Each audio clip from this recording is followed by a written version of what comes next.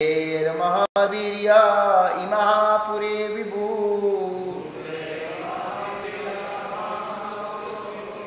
निर्माय सेते यदंशु पुरुषः भुक्ते गुणान् षोडश षोडशगात्मकः स्वलंकृष्टा भगवान् वंचास्मे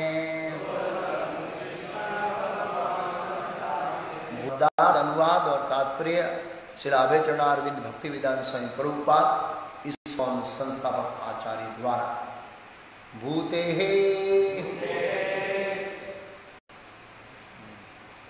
तत्वों के द्वारा महद्भी भौतिक सृष्टि के यह जो ईमा ये सब पुरः शरीर विभुहु भगवान के निर्माया तैयार करने के लिए शेते लेते हैं यद अमुषु अवतीर्ण होने वाले पुरुषः भगवान विष्णु भुक्ते प्रभावित करते हैं गुणान तीनों गुणों को 16 भागों में षोडशात्मकः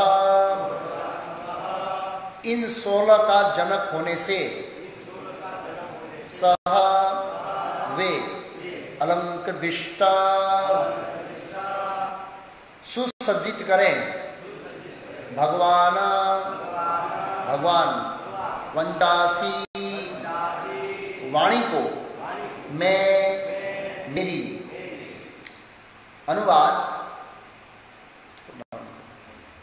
ब्रह्मांड के भीतर लेटकर जो तत्वों के निर्मित शरीरों को प्राणमय बनाते हैं और जो अपने पुरुष अवतार में जीवों को भौतिक गुणों के 16 विभागों के अधीन करते हैं जो जीव को जनक रूप में है जो जीव के जनक रूप में हैं वे पूर्ण प्रसन्न भगवान मेरे प्रवचनों को अलंकृत करने के लिए प्रसन्न हो बस बरोबर तात्पर्य पूर्ण आश्रित भक्त के रूप में अपने सामर्थ्य पर गर्व करने वाले संसारिक रीति से सर्वथा विपरीत सुखदेव गोस्वामी भगवान से प्रसन्न होने के लिए प्रार्थना करते हैं जिससे उनके प्रवचन सफल हो और श्रोताओं द्वारा उनकी यथार्थ अनुभूति हो भक्त सदैव किसी भी सफलता में अपने आप को निमित्त मात्र मानता है और अपने द्वारा किए गए किसी भी कृत्य का श्रेय खुद लेने से इनकार करता है जबकि ईश्वर विहीन नास्तिक कार्यकलापों का सारा श्रेय खुद लेना चाहता है जो ये नहीं जानता है कि परम आत्मा भगवान की मर्जी के बिना एक पत्ता भी नहीं हिल सकता अतः सुखदेव गोस्वामी उन परमेश्वर के निर्देश के अनुसार आगे बढ़ना चाहते हैं जिन्होंने ब्रह्मा जी को वैदिक ज्ञान व्यक्त करने के लिए प्रेरणा दी वैदिक ग्रंथों में वर्णित सत्य न तो संसारिक काल्पनिक सिद्धांत है और न कपोल कल्पित कहानियां हैं जैसा कि कम बुद्धि वाले लोग कभी कभी सोचते हैं वैदिक सत्य वास्तविक सत्य के परिपूर्ण विवरण है जिसमें न तो त्रुटि है न भ्रम और सुखदेव गोस्वामी सर्जन संबंधी सत्यों को वास्तविक तथ्यों के रूप में प्रस्तुत करना चाहते हैं न कि दार्शनिक तर्क के किसी तत्व ज्ञान के सिद्धांत के रूप में क्योंकि वे उसी तरह भगवान के इशारे पर चलेंगे जिस तरह ब्रह्मा जी अनुप्रमाणित हुए थे जैसा कि भगवद गीता 15.15 में कहा गया है भगवान स्वयं वेदांत ज्ञान के जनक है और वेदांत दर्शन के वास्तविक तात्पर्य को जानने वाले वे ही हैं अतः वेदों में वर्णित धर्म के सिद्धांतों से बढ़कर अन्य कोई सत्य नहीं है ऐसा वैदिक ज्ञान या धर्म सुखदेव गोस्वामी जैसे प्रमाणिक पुरुष द्वारा फैलाया गया है क्योंकि वे भगवान के विनीत दास हैं जिन्हें बिना किसी अधिकार वाले स्वयं स्वनियुक्त व्याख्याकार बनने की कोई इच्छा नहीं थी वैदिक ज्ञान की व्याख्या करने की यही विधि है जिसे परंपरा प्रणाली कहते हैं बुद्धिमान व्यक्ति यह स्पष्ट रूप से देख सकता है कि चाहे कोई भी भौतिक सृष्टि, चाहे वह शरीर हो, फल या फूल हो, आध्यात्मिक स्पर्श के बिना वह सुंदरता के साथ वृद्धि नहीं कर पाती। संसार का सर्वाधिक बुद्धिमान व्यक्ति या बड़ा विज्ञानी किसी भी वस्तु को तभी ढंग से प्रस्तुत कर सकता है जब उसमें जीवंत हो या आध्यात्मिक स्पर्श हो। अतः समस्त सत्यों का स्रोत सर्वोपरि आत्मा है, स्थूल पदार्थ नहीं है, जैसा कि भ्रम बस निपट भौतिकवादी सोचता है। वैदिक साहित्य से हमें जानकारी मिलती है कि सर्वप्रथम भगवान ने रिक्त भौतिक ब्रह्मांड में प्रवेश किया और तब सारी वस्तुएं एक एक करके विकसित हुई। इसी प्रकार भगवान परमात्मा के रूप में प्रत्येक व्यक्तिगत जीव में स्थित है। अतः उनके द्वारा सारे कार्य अच्छे ढंग से संपन्न होते हैं। 16 प्रमुख सर्जनकारी तत्व, जिनके नाम हैं पृथ्वी, जल, अग्नि, वायु, आकाश तथा 11 इंद्रियां, साक्षात भगवान से विकसित हुए हैं और तब जीव में बढ़ गए। इस तरह भौतिक तत्वों का सर्जन जीवों के भोग के लिए किया गया है। अतः समस्त भौतिक अभिव्यक्तियों के पीछे जो सुंदर व्यवस्था है वह भगवान की शक्ति द्वारा संपन्न होती है और प्रत्येक जीव उसे ठीक से समझने के लिए भगवान से केवल प्रार्थना ही कर सकता है।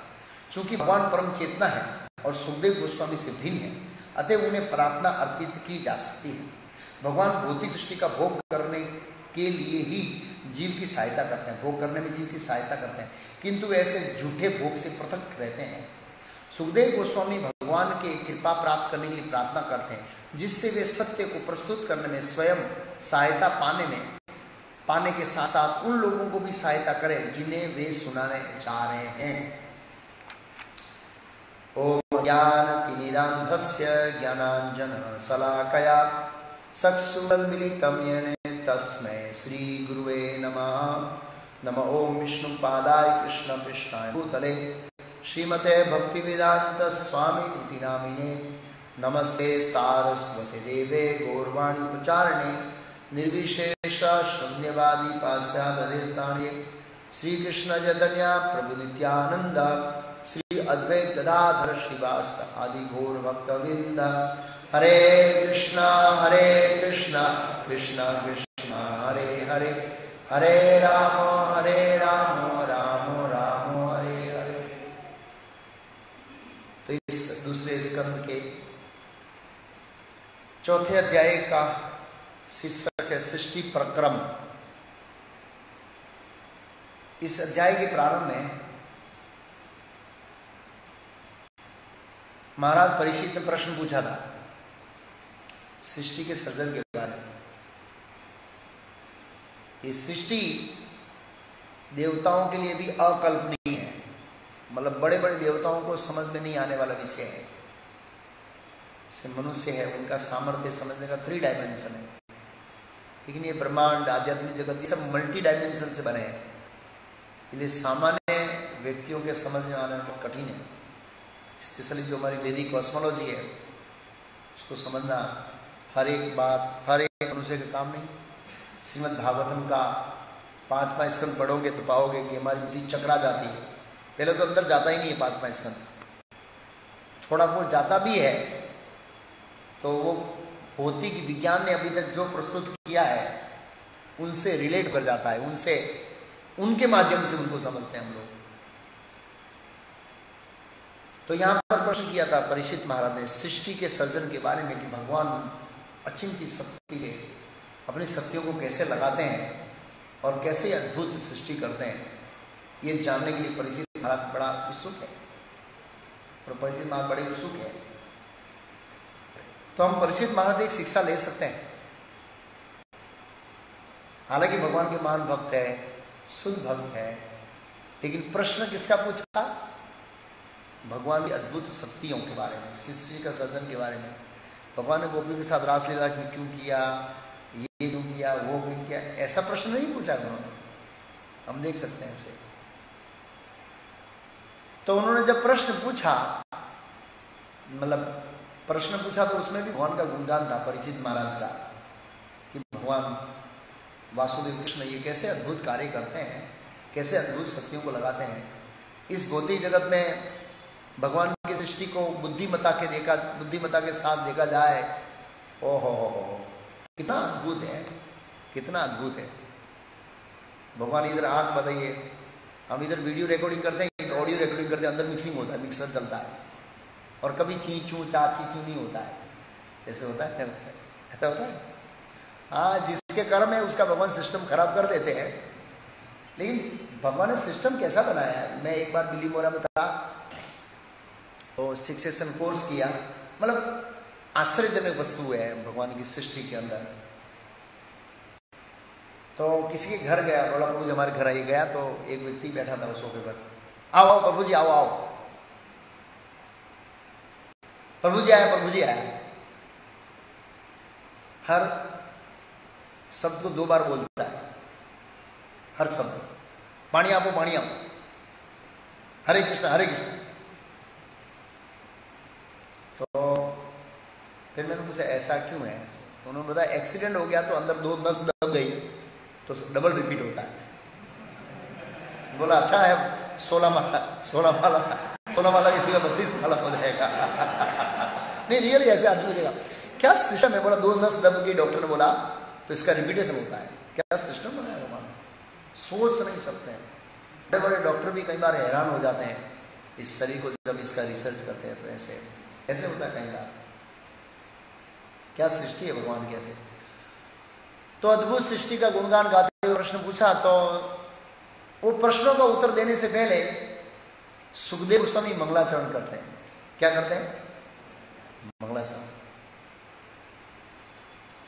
जब परीक्षित महाराज ने पहले प्रश्न किया तो सुखदेव गोस्वामी मंगलाचरण नहीं किया, क्योंकि इतने एक्साइटेड थे, वो इतने उत्साहित थे बोलने के लिए कि थोड़ा कुछ सुना देता हूं, बाद में मंगलाचरण करूंगा। ऐसे आचार्यों का भाव ऐसा है, इतने एक्साइटेड थे कृष्ण के बारे में बोलने के लिए। दूसरा स्कंद आरंभ होता है श्री सुक उवाच। सुखदेव गोस्वामी का प्रवेश भागवत में दूसरे स्कंद से होता है। तो यहां पर मंगलाचरण कर रहे हैं सुखदेव गोस्वामी, और भागवत में मंगलाचरण करते हैं व्यासदेव। तो अभी तक दो लोगों का मंगलाचरण हो गया है। व्यासदेव लेखक है, तो उन्होंने 3 श्लोक में मंगलाचरण किया। भागवतम का पहला श्लोक, दूसरा श्लोक और तीसरा श्लोक। उसके बाद सुत उवाच, सुत गोस्वामी बोलना शुरू करते हैं। तो मैं थोड़ा 2 मंगलाचरण के बीच को गैप कड़ी बता देता हूं।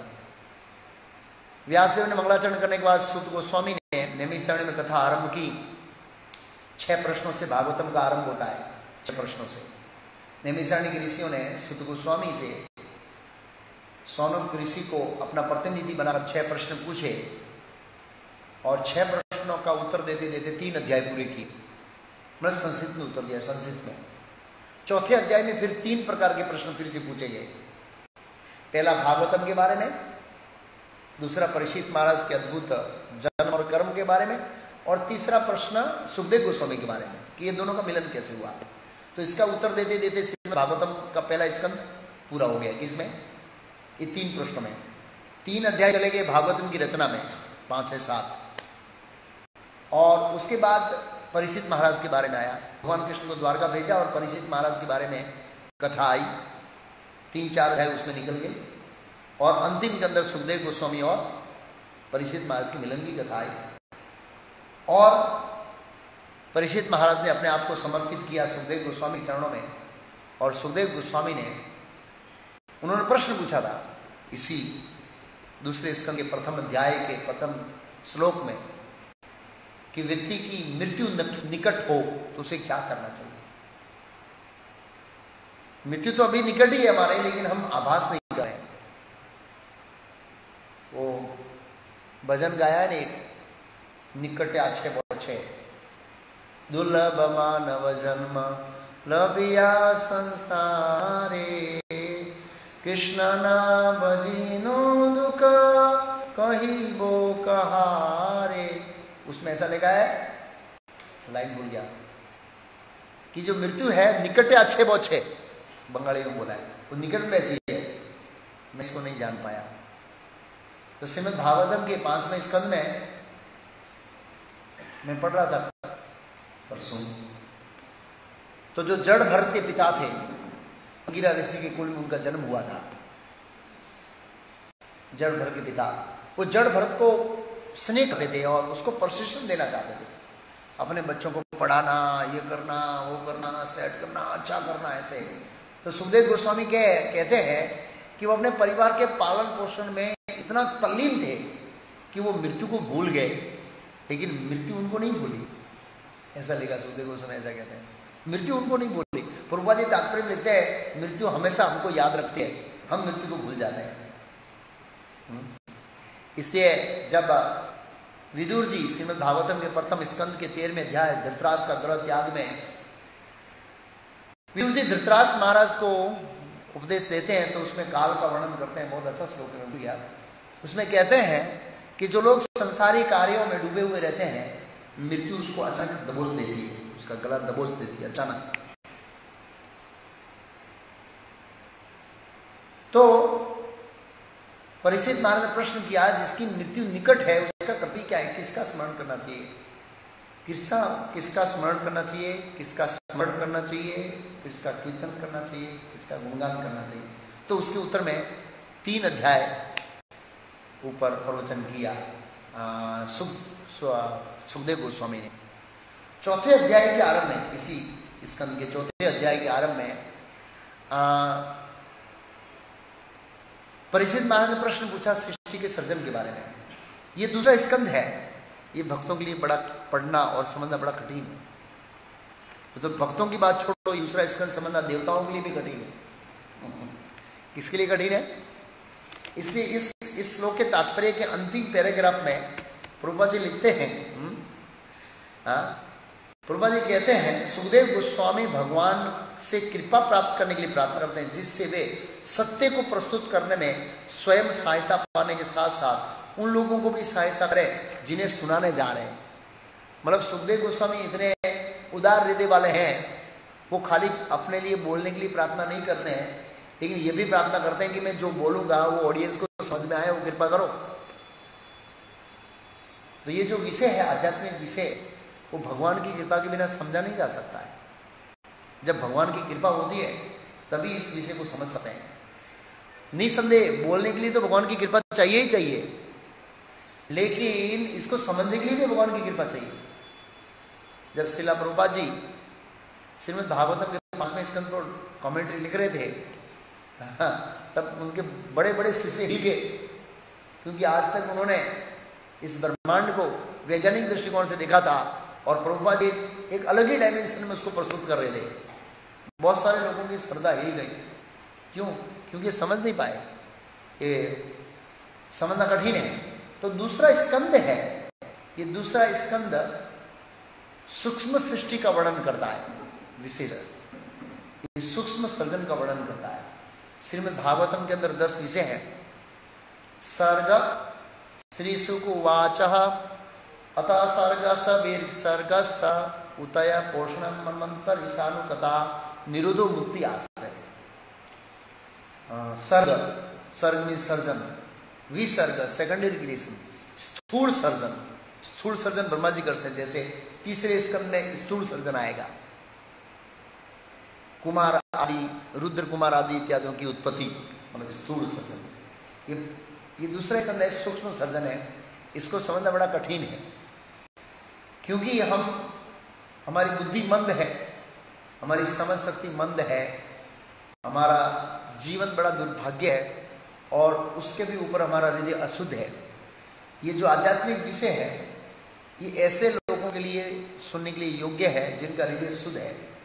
निर्मस्त्राणाम सताम, भागवतम उन लोगों के लिए है जो ईर्षा से पूर्ण रूप से क्या हो गए, मुक्त हो गए। निसंदेह श्रीला प्रभुपाद जी की कृपा से ये भागवतम हमें भी मिला है, और प्रभुपाद जी ने इतना इसका तात्पर्य लिखकर इतना सरल बना दिया है कि 1 नंबर का भौतिकवादी हो और उसका अगर श्रद्धा हो भागवत में, अगर वो पढ़े तो भागवतम का रस आस्वादन कर सकता है। और एक परमहंस भी प्रभुपाद जी के तात्पर्यों में दिव्य आनंद प्राप्त कर सकता है।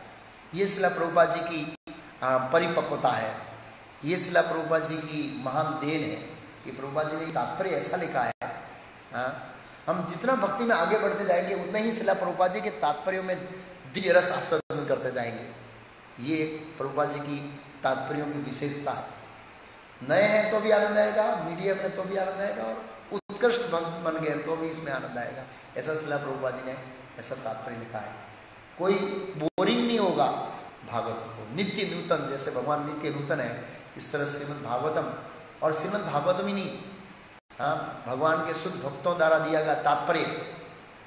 बृहदारण्यक उपनिषद में एक श्लोक है, उसमें वर्णन है कि 4 वेद, वेदांत, उपनिषद, वेदांत सूत्र और इनके ऊपर टीका, ये सब भगवान के श्वास से उत्पन्न हुआ है। उनके ऊपर टीका भी, इस कमेंट्री भी। तो ये जो श्रील प्रभुपाद जी ने कमेंट्री लिखी है, निसंदेह ये भगवान द्वारा प्रेरित कमेंट्री है। यहाँ पर प्रभुपाद जी तात्पर्य लिखेंगे, उसके ऊपर चर्चा करेंगे। जैसे भगवान कृष्ण ने पिछले श्लोक में कहा है, पिछले श्लोक में, जिन्होंने सर्जन के प्रारंभ में ब्रह्मा के हृदय में शक्तिशाली ज्ञान का विस्तार किया और सृष्टि तथा उसके विषय में पूर्ण ज्ञान की प्रेरणा दी, और जो ब्रह्मा के मुख से प्रकट हुए, प्रतीत हुए, वे भगवान मुझ पर प्रसन्न हो। तो जिस तरह से इस सृष्टि के सर्जन के लिए ब्रह्मा के हृदय में भगवान ने अपने बसी द्वारा दिव्य ज्ञान की प्रेरणा दी, ऐसे ही श्रील प्रभुपाद जी को भगवान ने दिव्य ज्ञान की प्रेरणा दी कि वो तात्पर्य लिखे। इसलिए ये स्वयं द्वारा, भगवान द्वारा प्रेरित तात्पर्य है, इसलिए उसको दूसरे दृष्टिकोण में नहीं समझना चाहिए। अगर हम लोग इस आदर के साथ श्रील प्रभुपाद जी का तात्पर्य पढ़ते हैं तो श्रीमद् भागवत को समझने में हमें बड़ी सहायता मिलेगी और बड़ी हमारी प्रगति होगी, इस समझ के साथ करेंगे तो श्रीमद् भागवतम का दूसरा स्कंद सूक्ष्म सर्जन। सूक्ष्म सर्जन में सर्जन का 2 स्तर होता है। जैसे एक बिल्डिंग बनाना है तो एक स्थूल रूप है और एक सूक्ष्म रूप है। सूक्ष्म रूप आर्किटेक्ट के माइंड में होता है, तो स्थूल को समझना थोड़ा आसान है, सूक्ष्म को समझना बहुत ज्यादा कठिन है। इसलिए दूसरा स्कंद, कई बार भक्त बोलते प्रभु दूसरा समझ में नहीं आता, बोलो वो समझ में नहीं आता फिर भी पढ़ी। श्रील प्रभुपाद जी अपने गुरु से प्रवचन सुनते थे, उनका इंग्लिश इतना कठिन था कि सामान्य लोगों को समझना इतना आसान नहीं था, फिर भी प्रभुपाद जी सुनते थे। इसलिए नहीं समझ में आता तो भी सुनना चाहिए। परमात्मा हृदय में बैठे। श्रील प्रभुपाद जी विदेश गए और इन विदेशियों को लेक्चर दिया, क्या समझ में आया? मैंने प्रभुपाद जी का पहला लेक्चर मतलब जब सुना, ऐसे टेक्स्ट से पढ़ा, तो बोला प्रभुपाद जी वो वहां ऐसा टॉपिक बोल रहे, और ऑडियंस कौन है, सब हिंदी, कैसे समझ में आएगा? समझ में आएगा क्यों? ईश्वर सर्वभूतानां हृदय से अर्जुनी, परमात्मा रूप में भगवान सामने वाले जीवों के हृदय में बैठे, और जो जीव परम सत्य को समझना चाहता है उसको शुद्ध भक्त के सब को पाचन कराने में परमात्मा उसका मदद करेंगे। और वो समझे तब तो समर्पित किया ना, समझे तब। कई बार हम डरते हैं कि यार ये नए लोग हैं, कुछ हल्का बोला जाए, कुछ दूसरा बोला जाए, कुछ लेवल के नीचे बोला जाए। प्रभुपाद जी ने इसका कोई ध्यान नहीं रखा। प्रभुपाद जी ने जो बोलना वो बोल दिया। परमात्मा हृदय में बैठे थे, जो लोग सत्य को समझना चाहते थे वो समझ गए, नहीं समझना चाहते थे तो वैसे भी नहीं समझे। प्रभुपाद जी को उनको परवाह नहीं थी। प्रभुपाद जी को पूर्ण विश्वास था कि परमात्मा मेरे शब्दों को श्रोतागण को समझने में मदद करेंगे। जैसे यहाँ पर सुखदेव गोस्वामी ने देखा कि मेरी सभा में मात्र परीक्षित महाराज नहीं है, बहुत सारे लोग भी हैं, और सकाम कर्मी है, निराकारवादी है, ये है वो है, मिक्सर भक्त है, बहुत प्रकार के लोग थे। इसलिए आप देखेंगे पिछले 3 अध्याय है, तो 3 अध्याय कैसा आएगा? तो वो तो दूसरे शुद्ध भक्तों के लिए मतलब इस तरह का नहीं है, वो निम्न स्तर के लोगों के लिए इस तरह का। तो क्यों बोले? क्योंकि सामने ऑडियंस ऐसा था, और सुखदेव गोस्वामी उस ऑडियंस को, श्रोताओं को पूर्ण स्तर पर ले जाना चाहते थे। इसलिए उन्होंने क्रमशः वर्णन किया, हृदय में परमात्मा का वर्णन किया। इस अनुभूति का प्रथम सोपान, मतलब ईश्वर साक्षात्कार का प्रथम सोपान क्या है? ऐसे। तो सुखदेव गोस्वामी ने भगवान से प्रार्थना किया कि प्रभु मुझे तो आप बोलने के लिए कृपा करें ही करें, लेकिन साथ साथ में ये भी कृपा करें कि जो श्रोतागण बैठे हैं उनको भी समझ में आए और वो भी इसको आत्मा साक्षात्कार करें। इसके साथ उन्होंने ये मंगलाचरण कर रहे हैं। तो ये बहुत जरूरी है। भगवान की कृपा की याचना के बिना और भगवान के आशीर्वाद के बिना हम भगवान के बारे में कुछ भी नहीं बोल सकते। बोल सकते हैं लेकिन वो श्रोताओं के हृदय को परिवर्तन नहीं करेगा। हम देखते हैं कई बार मायावादी है, कथाकार है, ऐसा सटीक लेक्चर देते हैं। वो सदगुरु है एक बदमाश, जबरदस्त बोलता है, इतनी इंग्लिश फ्लुएंट है उसकी, ऐसे बड़े बड़े लोग प्रभावित हो जाते हैं उनसे ऐसे। जबकि प्रभुपाद जी का आवाज कर्कश है, इतना मीठा नहीं है, फिर भी बहुत सारे लोगों का हृदय परिवर्तन हो गया। सदगुरु के सुनने से किसी हृदय परिवर्तन नहीं होता है, कृष्ण के शुद्ध भक्त नहीं बनते हैं। कई बार तो वो लोगों को प्रश्न का उत्तर इतना घुमाता पता ही नहीं प्रश्न क्या है मतलब क्या है, और सामने वाले लोग कहते yes yes very nice very nice very nice. मैं बोला एक मूर्खा दूसरे मूर्खे का वो क्या भागवतम का श्लोक है, स्वविट वरा जैसे गधा एप्रिसिएशन करता है ऊंट का, वाह क्या तेरी सूंड है यार, है? और ऊंट बोलता है वाह क्या गधा तेरी सुरीली आवाज है यार, कितनी सुंदर आवाज है। ये ऐसा ही है, एक दूसरे का क्या करने जैसा है, एप्रिसिएशन करने जैसा है ऐसा। तो लेकिन इसलिए हम प्रभुपाद जी के जीवन में देखते हैं कि उनका श्रवण करने से बहुत सारे लोगों का हृदय परिवर्तन हुआ। उस समय नहीं जब प्रभुपाद जी थे, अभी भी हमारा जीवन भी प्रभुपाद जी की वाणी से हुआ है, ये उनकी वाणी है। हम सभी का जीवन परिवर्तन प्रभुपाद जी की पुस्तकों से हुआ है। हाँ, इसको में आने के लिए कुछ घटक हो सकते हैं, जगन्नाथ रथ यात्रा माध्यम बन सकता है, और प्रसाद माध्यम बन सकता है, कोई भक्त बुलाया माध्यम बन सकता है, लेकिन अल्टीमेटली हम टिके हैं और हमारा जीवन परिवर्तित हुआ वो तो प्रभुपाद जी के तात्पर्य से हुआ है, प्रभुपाद जी के लेक्चर से हुआ है, प्रभुपाद जी के जीवन चरित्र से हुआ है। तो ये शुद्ध भक्त का तो तोते की तरह हम बोल सकते हैं, ऐसा नहीं है, लेकिन जब तक भगवान उस वाणी के अंदर शक्ति संचारित न करे तब तक हृदय परिवर्तन नहीं हो सकता सामने वाला। इतिहास में बहुत आचार्य हो गए, उन्होंने भी प्रचार किया है, निसंदेह वे भी शुद्ध भक्त थे, लेकिन श्रील प्रभुपाद जी विशेष थे कि उन्होंने भारतीयों को नहीं पूरे विश्व की तरह, और अभी भी प्रभुपाद जी हृदय परिवर्तन कर रहे हैं लोगों का। ये इससे लगता है कि प्रभुपाद जी को भगवान ने स्पेशल शक्ति दिया है, जिनकी वाणी से लाखों जीवों का हृदय परिवर्तन हो रहा है। तो हम तोते की तरह बोल सकते हैं, लेकिन साक्षात्कार शब्द बोलना उसमें भगवान की शक्ति चाहिए। भगवान की शक्ति के बिना भगवान का गुणों का अंकन नहीं कर सकता। ऐसा प्रभुपाद जी ने ध्रुव महाराज की कथा में 4 स्कंद के 9वें अध्याय के अंदर लिखा। ध्रुव महाराज ने जब भगवान का दर्शन किया, हृदय का दर्शन बंद हो गया और साक्षात भगवान प्रकट हुए, तो उनको दंडवत किया, और दंडवत करने के बाद बहुत गदगदित हो गए, और गदगदित होने के बाद वो कुछ बोलना चाहते थे भगवान के बारे में। ऐसे जब बोलना चाहते थे तो कुछ बोल नहीं पाए। भगवान ने देखा ये बालक मेरे गुणों का गान करना चाहता है, उनकी हृदय से इच्छा थी कि ध्रुव महाराज की। कई बार ऐसा होता है जब हम किसी बड़े व्यक्ति से मिलते हैं ना तो घबरा जाते हैं, क्या करते हैं। ऐसा देखा गया जब सवेरे से प्रभु इंटरव्यू लेने आते हैं तो मैं बहुत लोगों को समझा के भेजता हूँ, भाई ये जवाब पूछेंगे, ये पूछेंगे, ये पूछेंगे, ये पूछेंगे, ये कोई बड़े ध्यान से जवाब देना, और लोचा मार के आते हैं। और प्रभुपाद जी कई बार बोलते हैं, प्रभु जी थोड़े भक्त कच्चे हो गए हैं, थोड़ा फिलोसॉफिकल समझाइए। मैं बोला प्रभु ज़्यादातर आपको देखे घबरा जाता। एक बार हमारा हरिहर प्रभु है, मंगलारती जोरदार गाते हैं अंकलेश्वर से, जसमत प्रभु के सामने गए, और जसमत प्रभु क्या है, कभी कोई भी प्रश्न पूछता ओके मंगला आरती गाओ, संसार एक लाइन गाई दूसरी लाइन भूल गया।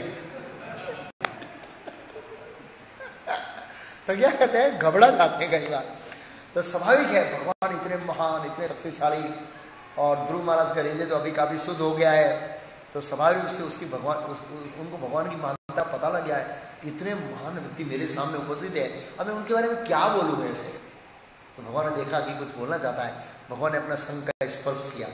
तो सुखदेव गोस्वामी कहते हैं कि भगवान वो कृपा के रूप में है ऐसे। तो इस तरह से कई बार लोग क्या करते हैं, वो भगवान की नकल करते हैं और शिष्य के सिर पे हाथ रखते हैं, अब करंट आ गया तेरे शरीर में, सब ज्ञान हो गया और मैं खाली हो गया। तो इस तरह से नहीं है, लेकिन भगवान कृपा के रूप में संघ का स्पर्श किया तो ध्रुव महाराज को समस्त वेदों का ज्ञान का निष्कर्ष अपने हृदय में प्रकट हो गया। प्रभुपाद ने कहा यस्य देवे परा भक्ति यथा देवे तथा गुरु, जिसको गुरु और भगवान में पूर्ण श्रद्धा होती है उसके हृदय में वैदिक साहित्य का निष्कर्ष सार प्रकट हो जाता है।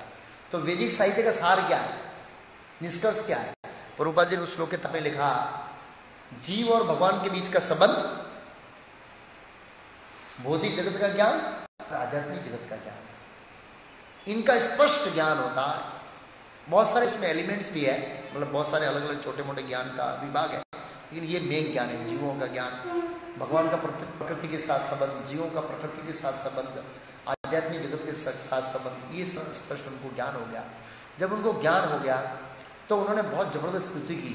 तो उन श्लोकों के तात्पर्य में प्रभुपाद लिखते हैं कि भगवान की कृपा के बिना, और यहां भी लिखा है भगवान की कृपा के बिना कोई व्यक्ति भगवान के बारे में नहीं बोल सकता। तो स्वाभाविक रूप से इस श्लोक के तात्पर्य में पहले पैराग्राफ में प्रभुपाद जी बहुत अच्छा लिखते हैं, बोलने के बारे में चला। सुखदेव गोस्वामी निसंदेह भगवान के महान भक्त हैं, शुद्ध भक्त हैं, फिर भी इतने महान होते हुए भी भगवान से याचना करते हैं कि प्रभु आपकी कृपा से मैं बोल सकता हूँ। तो प्रभुपाद जी ने बड़ा मनोभाव, जो वक्ता है खास करके, वक्ता ही नहीं सभी भक्तों के मनोभाव क्या होना चाहिए उसके बारे में प्रभुपाद जी अच्छा लगता है। इस स्वरूप बताते हैं पूर्ण आश्रित भक्त के रूप में, मतलब एक शुद्ध भक्त होता है वो भगवान के ऊपर पूर्ण आश्रित रहता है कि आप चाहे तो बहुत अच्छा लेक्चर दिलवाओ और नहीं चाहे तो कोई बात नहीं, जो आप बोलवाएंगे वही मैं बोलूंगा। इस तरह से ये पूर्ण आश्रित भक्त है। अपने सामर्थ्य पर गर्व करने वाले संसारी व्यक्ति से सर्वथा विपरीत, संसारी व्यक्ति गर्व करता है, अपने पंडिताई पर गर्व करता है, अपने ज्ञान पर गर्व करता है, अपने श्लोकों को याद किया उस पर गर्व करता है। सुखदेव गोस्वामी भगवान से प्रसन्न होने की लिए प्रार्थना करते हैं अपने ऊपर, क्योंकि जब भगवान प्रसन्न होंगे तभी वो ऐसा कर सकते हैं। अगर भगवान हमारी वाणी को रोक दे तो हम एक शब्द भी नहीं बोल सकते, चाहे हमारे पास ज्ञान का भंडार क्यों ना हो। और ये प्रसंग भगवान ने बताया केशव काश्मीरी पंडित के प्रसंग में। केशव काश्मीरी पंडित बहुत बड़ा विद्वान पंडित था और अपने पंडिताई का बड़ा घमंड था। तो वो ऐसे घूमता घूमता दिग्विजय मतलब उस समय वो पराजित करके जीतता था, उसको दिग्विजय पदवी दी जाती थी। तो नवदीप आया, उस समय नवदीप विद्वानों का पूरा वो था, आगार मीन्स अड्डा था, अड्डा नहीं बोल सकते हम लोग, मतलब निवास स्थान था। तो बड़े बड़े विद्वान उनका नाम सुनकर कांप गए और विद्वानों ने ये निष्कर्ष निकाला भी हम ये काम करते हैं, ये केशव काश्मीर पंडित को ये निमाई पंडित से भिड़ा देते हैं, उससे टकरा देते, मतलब उससे मिलाते हैं। क्यों? अगर वो हार गया, कौन निमाई पंडित, बोलेंगे बच्चा है, बच्चा है, हार गया, तुम इतने बड़े पंडित हो, क्या बड़ी बात है। अगर वो निमाई पंडित जीत गया तो ये जिंदगी में किसी से पंडिताई नहीं करेगा। और उस समय निमाई पंडित बहुत विख्यात थे पंडिताई में, चैतन्य महाप्रभु बहुत विख्यात थे और बच्चों को पढ़ाते थे। गंगा किनारे उनकी पाठशाला थी और ये गए, बोला हम तो बहुत छोटे विद्वान हैं, अरे हमारा नवदीप के अंदर बहुत बड़ा विद्वान है निमाई पंडित, आपको संतुष्ट करेगा, आपको लगेगा कि आपसे भेंट हुई है किसी विद्वान से, हम तो मच्छर के समान हैं। तो कई बार सामने वाले व्यक्ति को भी ऐसा गर्व होता है कि स्पर्धा करने वाला मेरे लेवल का हो, क्योंकि मेरी इज्जत का सवाल है ना। जैसे जरासंध के वहां गए थे भगवान कृष्ण, अर्जुन, भीम, भाई कृष्ण ये तो दुबला है, उनको पता लगे कृष्ण भगवान है, दुबला है, नहीं मजा लाएगा, ये अर्जुन दुबला है, भीम हमारे साथ जमेगा, ये मेरी इज्जत का सवाल है। और जब दुर्योधन वो सरोवर के अंदर मायावी शक्तियों का आश्रय लेकर बैठ गया था, युधिष्ठिर महाराज ने चैलेंज किया, ए बारा युद्ध कर, भगवान बोला मूर्ख, मार देगा, ऐसी भूल कभी मत करना। लेकिन उन्होंने दूसरे पांडु को नहीं चलाए, तुम दुबले पकड़े, तुम भीम तुम आओ, भगवान के हाथ बच गया। चैलेंज युधिष्ठिर महाराज ने किया था, भीम ने नहीं किया था। तो चैलेंज करने साथ युद्ध करने चाहिए, भगवान ने प्रेरणा दिया तुम भीम को ही मांगो। तो इसने मतलब वो तुम्हारी बराबरी कर सकता है, कौन? ये निमय पंडित, तो उनको भी अच्छा लगा यार, किसी बड़े आदमी के साथ मेरी स्पर्धा होने जा रही है। देखा तो अच्छा है लेकिन उसको पता नहीं ये बच्चे होते भी बड़ा है। ओके, वो गर्व के साथ चैतन्य महाप्रभु आप देखेंगे फोटो में, तो उसमें हाथ जोड़ के खड़े हैं ऐसे, बच्चे इधर बैठे हैं, उनका स्वागत किया, जो भी उनका परिचय हुआ, जो भी शिष्टाचार हुआ। उसके बाद चैतन्य महाप्रभु ने कहा कि माता गंगा के ऊपर कुछ श्लोक की रचना करी, तो उन्होंने श्लोक की रचना किया, 100 श्लोक की रचना किया। कितने श्लोक की रचना? और पवन की तरह बोल दिया, पवन फाट फाट फाट फाट, ऐसा लग रहा अंदर टाइप किया हुआ था, और कैसे बटन दबाया 100 श्लोक बाहर नहीं लगे ऐसे। केशव काश्मीर पंडित का कुछ टीका टिप्पणी कमेंट्स, बोला यहाँ ये 64वां या 60वां श्लोक है ना, उसके अंदर भवानी भर्तु शब्द के अंदर गड़बड़ है। ये भवानी भर्तु ये साबित करता है कि पार्वती जी का भरण पोषण करने वाला शिव जी के सिवाय कोई और है, उसके अंदर दोष निकाला। अब केशव काश्मीर पंडित को झटका ये लगा कि मैं तो इतनी स्पीड में बोला था, उसने याद कैसे रखा ऐसे मन में। फिर पूछा उन्होंने, भाई तूने याद कैसे रखा? तो उन्होंने कहा कि आप जैसे लोग श्लोक की रचना करने में, श्लोक बोलने में पटु होते हैं, हमारे ऊपर भी भगवान का आशीर्वाद है कि हम श्रुतिधर हैं। एक बार सुनते हैं तो उसको रिकॉर्ड कर लेते हैं। वास्तव में भगवान श्रुतिधर है भगवान एक बार सुन लेंगे तो, जैसे गुरुकुल में थे भगवान शांति मुनि के आश्रम में, जो भी वो पढ़ाते थे शांति मुनि, तुरंत वो याद कर लेते थे, समझ जाते थे, और वो चिको करने में निपुण हो जाते थे। ऐसे भगवान तो भगवान है इस तरह। ओके, क्या दोष है? वो दोष का वर्णन हुआ।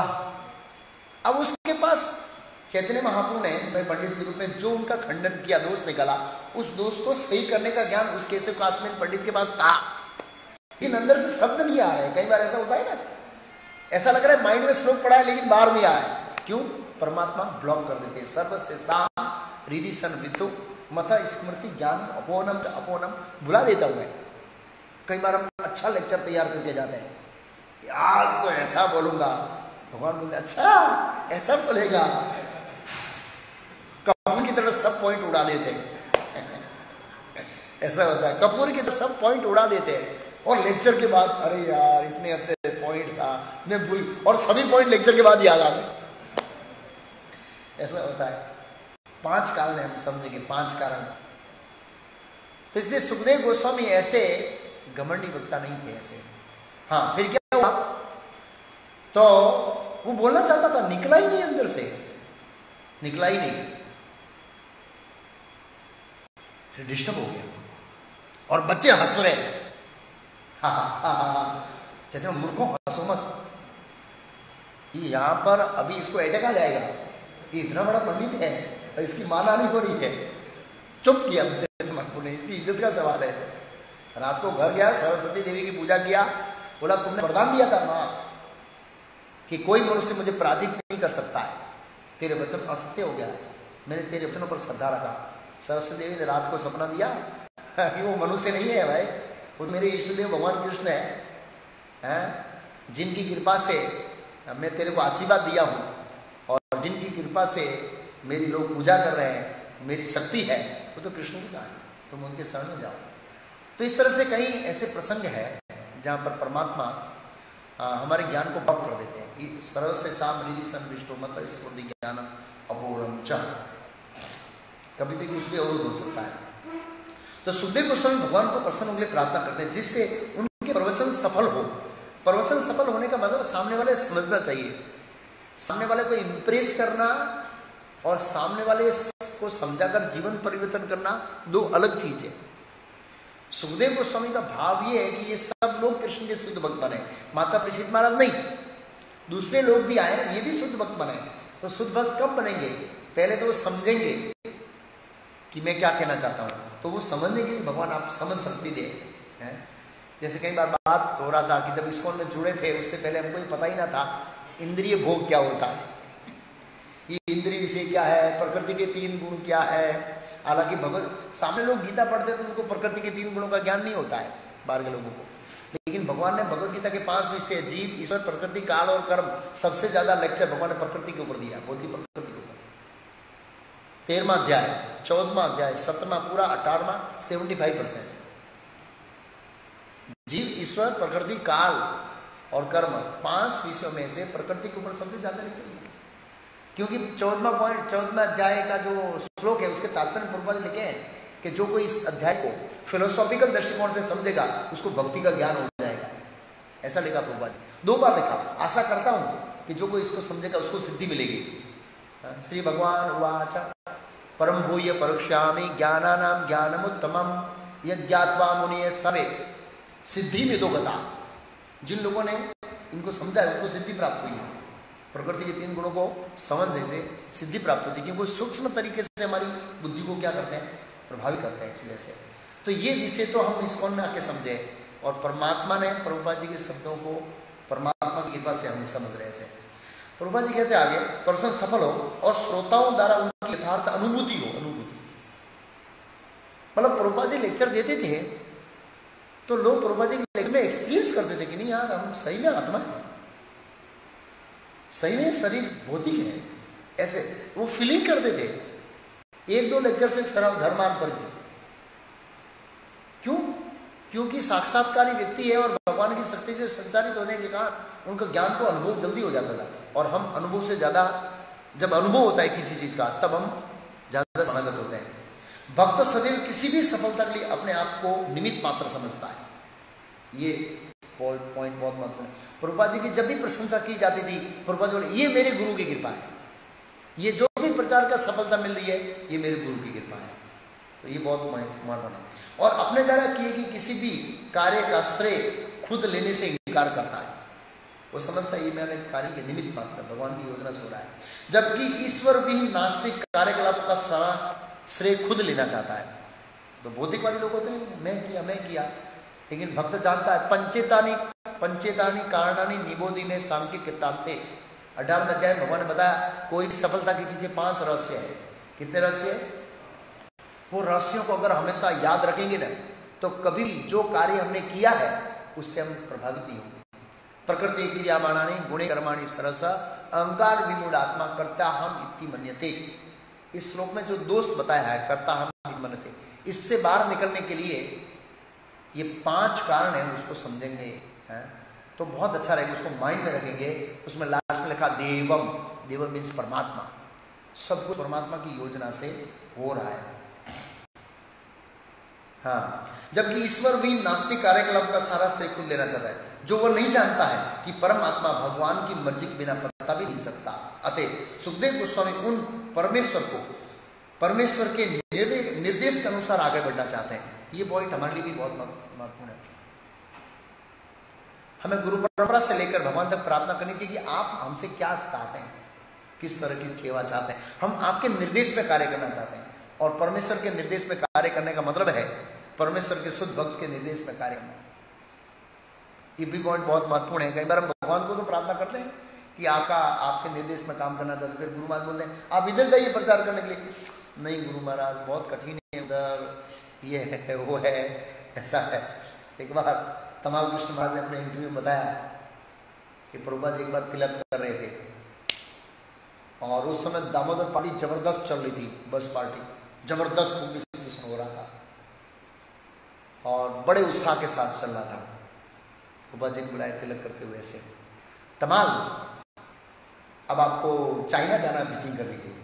तमाल कृष्ण प्रभुपाद चाइना बड़ा कठिन, ये प्रभुपाद जी बहुत मुश्किल है। प्रभुपाद जी इतना पुलिस यहाँ हो रहा हुआ, नो माई डिजाइन मेरी इच्छा है। प्रभुपाद जी बहुत कठिन होगा, चाइना में पिचिंग कैसे करेंगे? Go this is my order. ऐसे प्रभुपाद जी काम हो गया ऐसे तमाल कृष्ण महाराज ने बताया। तो कई बार हम आजीज ही करते हैं ऐसे कि ये होगा, लेकिन अगर हम तैयार हैं भगवान की इच्छा के अनुसार कार्य करने के लिए तो वही भगवान की इच्छा गुरु के माध्यम से प्रकट हो गई। और हमारे क्या अच्छा है क्या बुरा है वो गुरु अच्छी तरह से जानता है, परमात्मा अच्छी तरह से जानते हैं और फिर आर्डर देंगे। गुरु मुख परमात्मा क्या चिते ते करिया आर न करिया सा। श्रील प्रभुपाद जी ध्रुव महाराज के आख्यान में 4.9 अध्याय के तात्पर्यों में एक जगह लिखते हैं जब भगवान का दर्शन हुआ तो प्रभुपाद जी श्लोक के तात्पर्य लिखा ये गुरु के अनुसार गुरु के निर्देश में कार्य करने का फल ध्रुव महाराज को मिला। गुरु के निर्देशन में कार्य कर भक्ति करने का फल मिला, साक्षात भगवान का। इसलिए खाली हम गाते हैं गुरु मुख पद्मा के चित्ते दे करिया एक आर नौ करिया सा। अगर इसके ऊपर हम बहुत गौर से प्रयास करें तो साक्षात भगवान का दर्शन हो सकता है। प्रभुपा जी बोले ये गुरु के निर्देशन में कार्य करने का क्या है फल, साक्षात भगवान का दर्शन हुआ इस तरह से। हाँ, तो निर्देशन में चाहते थे, तो अगर हमारी इच्छा तो यही है, जैसे अमरीश महाराज ने अपनी इच्छाओं को भगवान की इच्छाओं में मिला दिया, ऐसे ही हमें भगवान ने प्रार्थना करनी चाहिए। आप हमसे क्या सेवा लाना चाहते हैं, किस तरह का प्रोजेक्ट करना चाहते हैं, किस तरह से कार्य करवाना चाहते हैं, वो गुरु के माध्यम से प्रकट कीजिए ताकि मैं आपको प्रसन्न कर सकूं। और हम रोज मंगल आरती में गाते हैं यस्य प्रसाद हो भगवत प्रसाद हो, गुरु प्रसन्न भगवान प्रसन्न। नारद मुनि ध्रुव महाराज की तपस्या से, ध्रुव महाराज की एक निष्ठा से, उनकी दृढ़ता से बड़े प्रसन्न थे, इसलिए भगवान उनके ऊपर प्रसन्न हुए। तो आगे बढ़ना चाहते हैं। जिन्होंने ब्रह्मा जी को वैदिक ज्ञान व्यक्त करने के लिए प्रेरणा दी, ब्रह्मा जी की हृदय में इस सृष्टि का सर्जन कैसे करना है उसकी ज्ञान की प्रेरणा दी। वैदिक ग्रंथों में वर्णित सत्य जो है वह न तो संसारिक काल्पनिक सिद्धांत है, न ही कल्पित कहानियां हैं।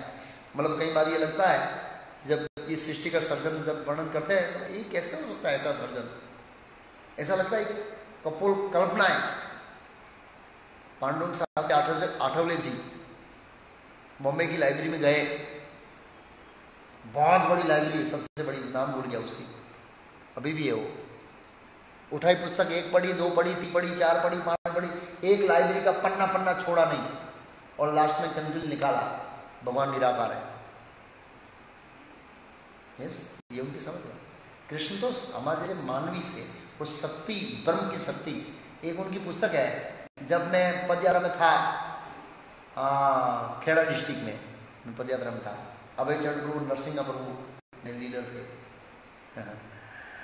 तो मैं एक व्यक्ति से मिला और भगवत गीता के साथ में जाएगा श्लोक है ना, अल्पमेध स, कम बुद्धि वाले लोग ऐसे सोचते हैं कि मैं पहले निराकार था और मैंने साकार रूप धारण किया।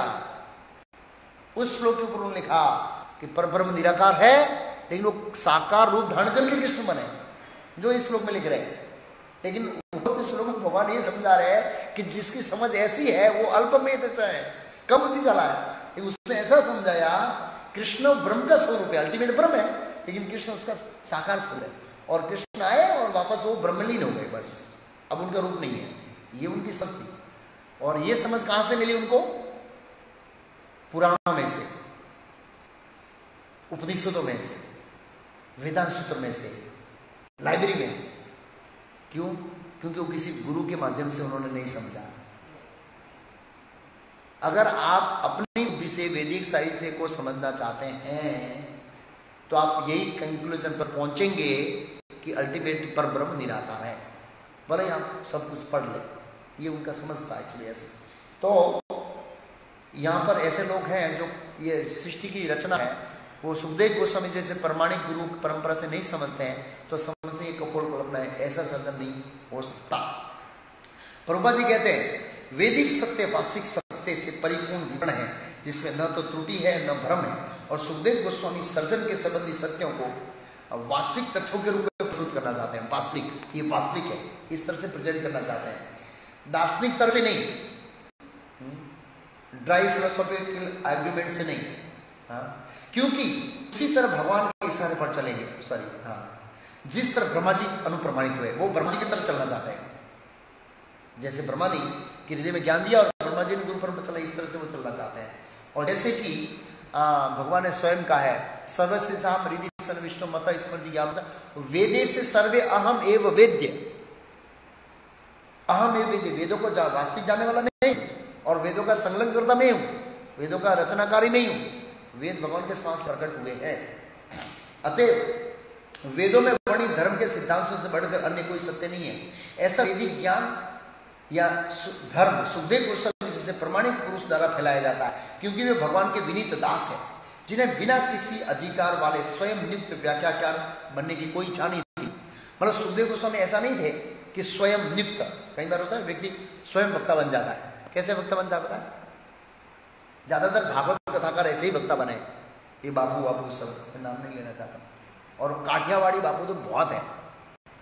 किसी ने नहीं बोला है कि तू वक्ता बन। परंपरा क्या है, ऑर्डर मिलता है ऊपर से, आप प्रचार कीजिए। लेकिन यहां पर शब्द जो प्रभुपाद जी लिखे हैं वो अच्छे लिखे हैं। प्रभुपाद जी ने कहा है, जिन्हें बिना किसी अधिकार वाले स्वनियुक्त व्याख्याकार बनने की कोई इच्छा नहीं थी। इसको सुखदेव गोस्वामी को स्वनियुक्त, ज्यादातर ये जितने भी कहा कर रहे हैं स्वनियुक्त है, किसी ने उनको नियुक्त नहीं किया है, और न ही तो इन्होंने अपने गुरु से ज्ञान लेकर परंपरा में आए। श्रीमद् भागवतम के 11वें स्कंद में आता है, जब नारद मुनि द्वारका जाते हैं तो वसुदेव जी उनका भव्य स्वागत करते हैं, और वसुदेव जी प्रश्न पूछते हैं कि मुझ जैसे मूर्ख गृहस्थ आसक्त गृहस्थ के ऊपर कृपा करने के लिए आप जैसे संतों का दर्शन होता है। बड़ा स्तुति किया।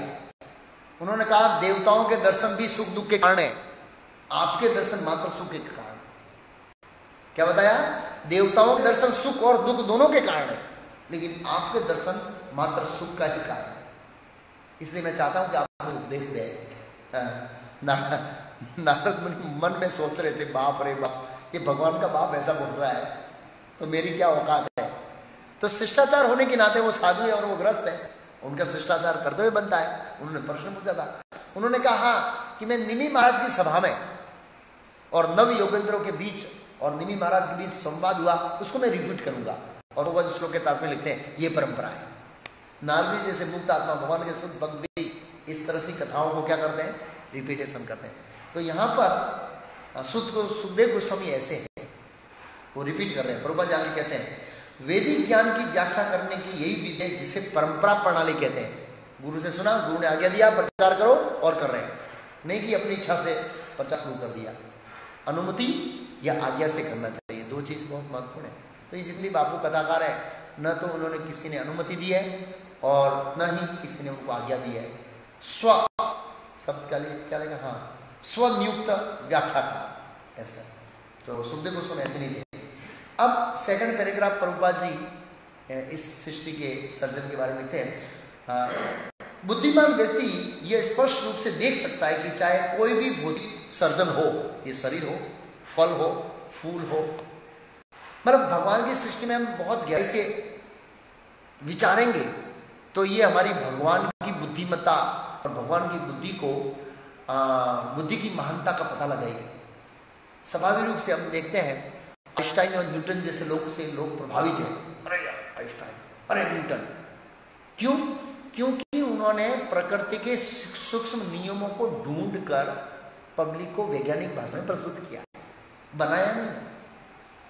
जब वो इतने सूक्ष्म नियमों को ढूंढकर प्रस्तुत करता है तो उसकी हम बुद्धिमत्ता की सराहना करते हैं। तो सोचिए जो प्रकृति के नियम बनाया है वो कितना बुद्धिमत्ता है। इसलिए भगवान की रासलीला जितनी ही प्रिय है, इतनी ही प्रिय भगवान की सृष्टि लीला होनी चाहिए। ये सेकंड कैंटो सृष्टि लीला है। हमको 10वां स्कंद बड़ा रुचि होता है, लेकिन दूसरा स्कंद पढ़ने में रुचि नहीं होता है। तो जितना अमर्थ हम 10वें स्कंद में लेना चाहते हैं, उतना ही अमर्थ हमको सेकंड स्कंद में लेना चाहिए, क्योंकि ये भगवान की सृष्टि लीला है। ये सृष्टि लीला समझने से होगा क्या, सिद्धांत बलिया चित्ते न कर आलस, या हाइते कृष्ण लागे सुदृढ़ मानस। कृष्ण के अंदर हमारा सुदृढ़ मन लगेगा, क्या करने से, इस सृष्टि का कर्म समझने से, क्योंकि इसमें भगवान की अद्भुत शक्तियां हैं। हम सोचे कि कृष्ण इतने महान है तो स्वाभाविक रूप से हम समर्पित करेंगे। जब कोई भौतिक दुनिया में बुद्धिमान व्यक्ति होता है, शक्तिमान होता है और सौंदर्यवान होता है, तो स्वाभाविक लोग उसको शरणागति लेते हैं, उनसे प्रभावित होते हैं। तो स्वाभाविक रूप से भगवान तो इन सब गुणों से भरे हुए हैं, दिव्य गुणों से युक्त है, तो स्वाभाविक हमारा उनके प्रति समर्पण भाव बढ़ेगा। इसलिए समझना चाहिए। तो कई बार मैं ऐसे आम खा रहा था, एक दिन, थोड़े दिन पहले, एक दिन विचारा, वाह, ये आम का पेड़ उगता जमीन में है। जमीन में तो ऐसा कुछ टेस्ट है ही नहीं। भगवान ने क्या आम का पेड़ बनाया, उसके ऊपर ऐसा आता है और उसके ऊपर ऐसा छिलका बनता है और अंदर इतना रस डाल देते हैं। क्या भगवान की शक्तियां काम कर रही है, सोच नहीं सकते। ऐसे एक एक चीकू लीजिए, सफरजन लीजिए, एक एक चीज लीजिए, अंगूर लीजिए, द्राक्ष लीजिए, क्या क्या टेस्ट। पृथ्वी के अंदर कोई टेस्ट नहीं, आप मिट्टी खाओ कोई टेस्ट नहीं मिलेगा। लेकिन भगवान ने सिस्टम क्या बनाया, ये शक्तियों का रूपांतर करके क्या टेस्ट है, और जिसके अंदर बहुत सारे तत्व होते हैं जो शरीर को पोषित करते हैं। किसी में कैल्शियम होता है, किसी में होता है। गाय को देखिए आप, प्रभुपाद जी कई बार वैज्ञानिक को चैलेंज करते थे, आपके पास ऐसी कोई सिस्टम है, मशीन है, आगे घास डालो और पीछे से दूध निकले। भगवान ने बताया घास से दूध बनता है। अब आप घास को बारीकाई से लेबोरेटरी में जाकर टेस्टिंग करें तो उसमें दूध का एक भी एलिमेंट नहीं है। जो दूध के अंदर जो तत्व है उसके अंदर घास के अंदर एक भी तत्व नहीं है। फिर भी बना, क्या सिस्टम भगवान है, क्या प्रोसेसिंग किया है, कैसी मशीन बनाई है। केमिकल्स मिक्स होके दूध बनता है जो शरीर को पोषित करता है, घी बनता है, मस्तिष्क हमारा तेज होता है। तो ये सब ऐसी भगवान की सृष्टियों को चिंतन करने से भगवान की महानता, लोग बोलते हैं ना गॉड इज ग्रेट, लेकिन जब बोलते हैं गॉड इज कैसे ग्रेट है तो बोलते यार छोटा पड़ेगा। एक भक्ति विकास महाराज मंदिर से बाहर निकलने थे और स्टूडेंट बाइक का किक मारे थे, चालू कर रहे थे और उसके लिखा God is great. Maharaj you believe, आप इसको बिलीव करते हैं? बोला नहीं।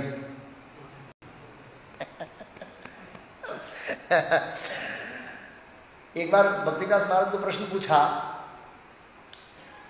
क्या भगवान ने रियली गोवर्धन उठाया था? महाराज कहा अगर मैं हाँ कहूंगा तो स्वीकार करेगा? बोला नहीं। Why rascal asking question. महाराज तो मूर्ख प्रश्न क्यों पूछ रहा है? महाराज बोले मैं हाँ बोलूंगा तो स्वीकार करेगा? बोला नहीं। पर पहले से माइंड में फिक्स है, स्वीकार तो नहीं कर। ऐसा होता है, माइंड सेट करके बैठते हैं, सब पूछेंगे सुनेंगे लेकिन स्वीकार नहीं करेंगे, तो ऐसा होता है। तो यहाँ पर प्रभुपाद जी बताते हैं अपना शरीर फल फूल हो, आध्यात्मिक स्पर्श के बिना वह सुंदरता के साथ वृद्धि नहीं कर सकता। आध्यात्मिक टच, लाइफ फ्रॉम लाइफ। इस संसार का सर्वाधिक बुद्धिमान व्यक्ति या बड़ा विज्ञानी भी किसी भी वस्तु को तभी ढंग से प्रस्तुत कर सकता है जब उसमें जीवन हो या आध्यात्मिक स्पर्श हो। अतः समस्त सत्यों का स्रोत सर्वोपरि आत्मा है, भगवान है, स्थूल पदार्थ नहीं है, जैसे कि भ्रमवश निपट भौतिकवादी सोचता है।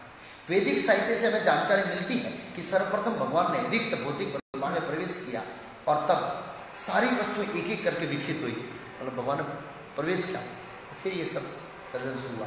इसी प्रकार भगवान परमात्मा के रूप में प्रत्येक व्यक्तिगत जीव में स्थित है, अतः उनके द्वारा सारे कार्य अच्छे ढंग से संपन्न होते हैं। भगवान की जो सृष्टि है वो बहुत ही सिस्टमेटिकली सर्जन होता है। सूर्य टाइम से चलता है, चंद्रमा टाइम से चलता है, तारे, ये ग्रह सब कुछ सिस्टमेटिक चलते हैं। क्यों?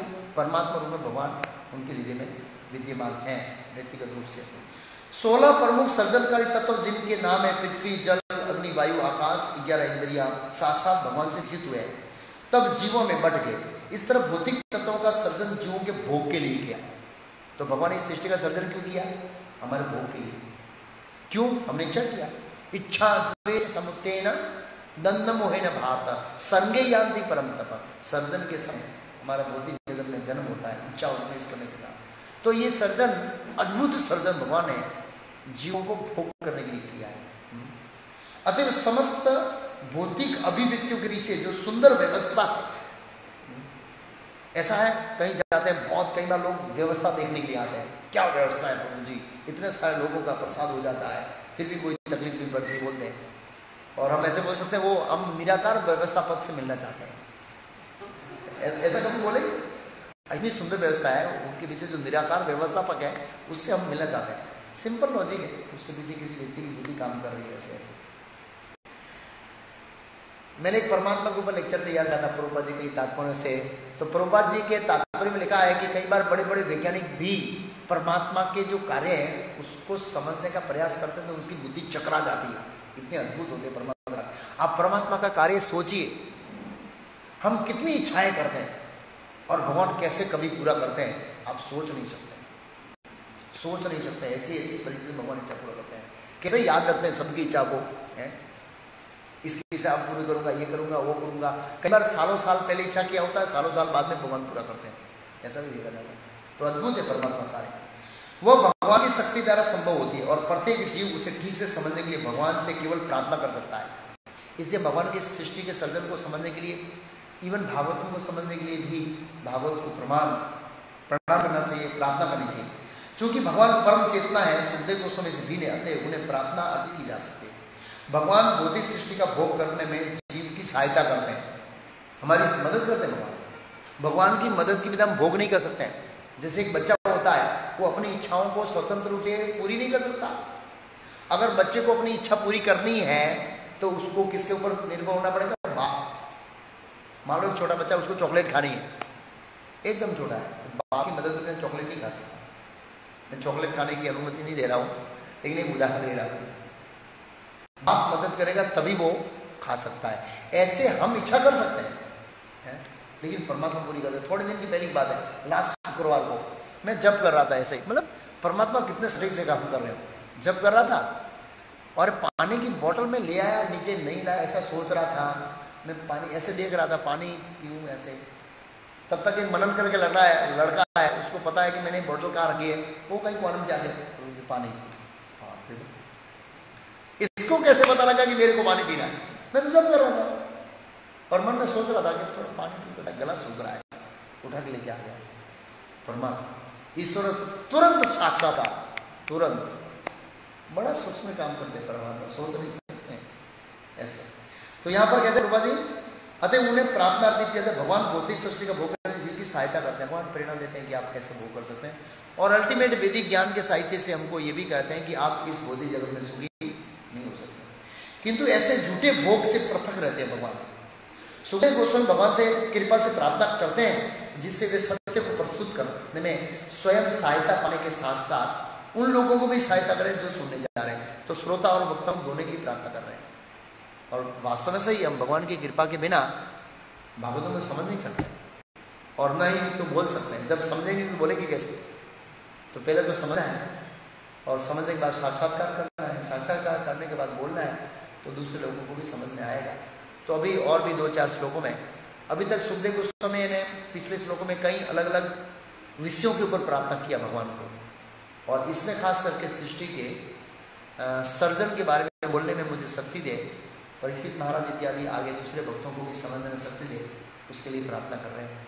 तो भगवान की कृपा से ही हम बोल सकते हैं और भगवान की कृपा से ही हम सुनकर समझ सकते हैं। इससे भगवान को प्रार्थना करनी चाहिए। जब वक्ता मंगलाचरण करता है, श्रोताओं भी मंगलाचरण करना चाहिए। प्रभु आज जो लेक्चर में बोलेगा वक्ता, वो मैं समझो और जीवन में उतारो, ऐसी कृपा करो। ये हमारा मनोभाव होना चाहिए। और कई बार क्या होता है, नया भक्त बोल बैठता है तो आत्मा आत्मा आत्मा यही लेक्चर करता है, तो कई बार बोरिंग हो जाते हैं। तो परमात्मा को प्रार्थना करना चाहिए, प्रभु ये आत्मा आत्मा तो बोल रहा है, मैं आत्मा आत्मा कई जन्मों से सुन रहा हूँ, लेकिन अभी तक समझा ही नहीं, तो मुझे समझने में मदद करो प्रभु। तो फिर लेक्चर हमारा रोचक बन जाएगा। अब मेरा पॉइंट समझे? कई बार रिपीट होता है, सिंपल लेक्चर होता है तो हम बोरिंग हो जाते हैं, यार ये तो बार बार सुन रहे हैं। लेकिन इस तरह से भगवान की प्रार्थना करेंगे, ये जो बोल रहा है प्रभु, ये मैं समझा नहीं हो अभी तक, तो ये विषय को समझने में मुझे गहराई दे, बुद्धि दे, तो फिर लेक्चर हमारे लिए रोचक बन सकता है, इंटरेस्ट का विषय बन सकता है। इस तरह से हरे